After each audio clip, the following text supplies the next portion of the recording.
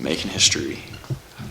This is video number 1, documenting a project that I have going on, a 64 Chevy C10 that I'm trying to build into a super fast road race / hill climb machine. I'm doing everything from the ground up, so chassis, suspension, everything. I'm doing the design and engineering myself. I'll be learning a ton throughout this process, and my hope is that other people can take things that I've learned and apply it to their own projects. If you find this video entertaining, hopefully you'll keep watching the next ones that I put out, and hopefully you enjoy this one.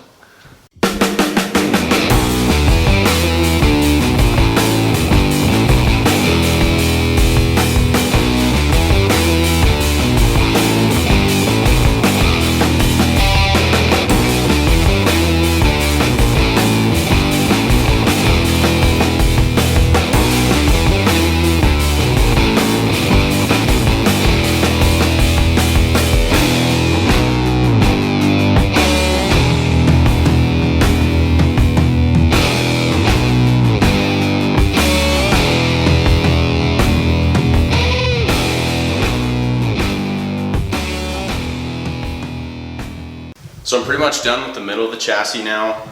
Everything went really well. On this 3D model, everything I have done so far is colored in black, except for these pieces I didn't get in yet. But a couple things that made it really easy for me were these fixturing blocks. So I have this long one here, short one, and I have another long one at the end. And these are just tack welded to the table, one on each side. And I spent a lot of time getting these longer pieces square with these shorter pieces, because at the end I could just lay my tubes in and I didn't have to worry about them moving around as I was welding it. So made that really easy on me. And another thing too are these 3D printed pieces that I made to get the angles for these miter cuts on the tubes. And there was some fine tuning involved to get them exactly the way I wanted them, to get the weld gaps right, but overall super simple and saved me a lot of time, I'm sure. So now I'm going to be moving on to getting these little kick-ups in, and I have all my pieces cut already over there. Similar process using the 3D printed models and things like that. So I'm going to get started.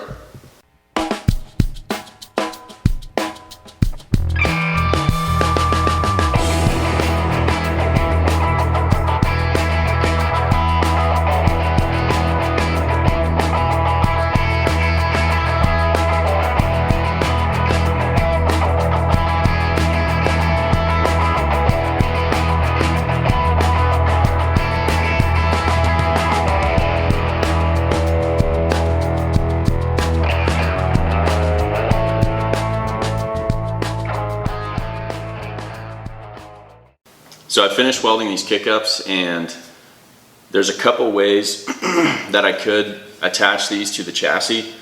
One of which being just weld each of these separately and then put in this front cross member. But I'm going to do it this way, where I make this all one piece now and then attach it to the chassis later. I think this is going to be easier because, assuming my table's flat, which I am, it's going to be easier to make these coexist in the same plane. And that's important because the suspension, you want to make it as symmetric as you can manage. So doing it first here and then welding this whole thing onto the chassis later will be, in my opinion, a lot easier.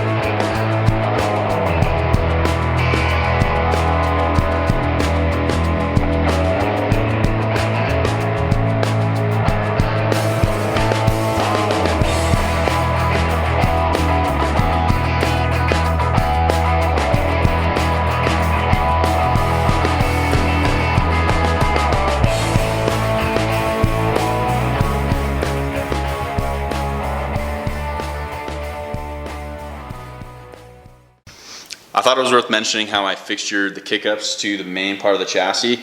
I used four fixturing blocks, 2 at the front and 2 kind of in the middle. The 2 at the front constrain the kick-ups longitudinally and laterally by those 2 edges, and the ones in the middle constrain the kick-ups laterally. Now they're all machined to the same height to keep it consistent off the table, and the only thing I had to do was modify these 2 faces on each part of the kick-up. I like this way of fixturing because once these fixturing blocks are tacked to the table and I have my chassis where it needs to be, I just have to modify those 2 faces to get everything to fit like I want and get the weld gaps right. The way that I landed on my final chassis design I think is a pretty cool process, and a process I think a lot of people could use for similar projects that they have going on.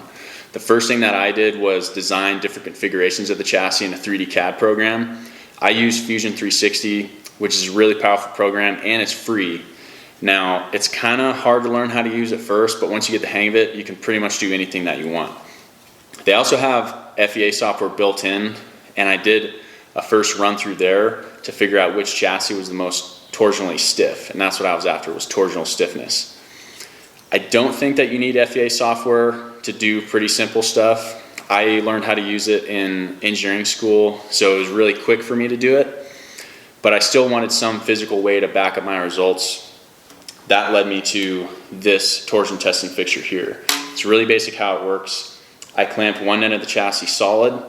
This front corner of the chassis could rotate freely about this pivot point, and this front corner of the chassis could move up and down freely as I loaded the chassis with weight.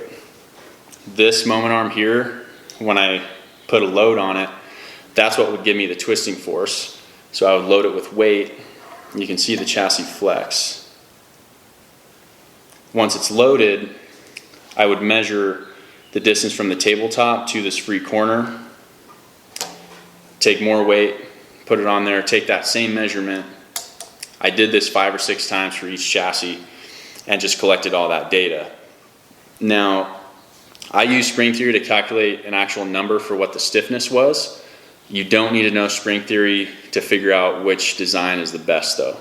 The way that you could do it, just comparing data, for me, I would have just, and I did this anyways just to make sure my math was right, but I just looked at the data, and whichever chassis maintained the greatest distance between the tabletop and this free corner, that meant this corner deflected the least amount, or that chassis was the stiffest.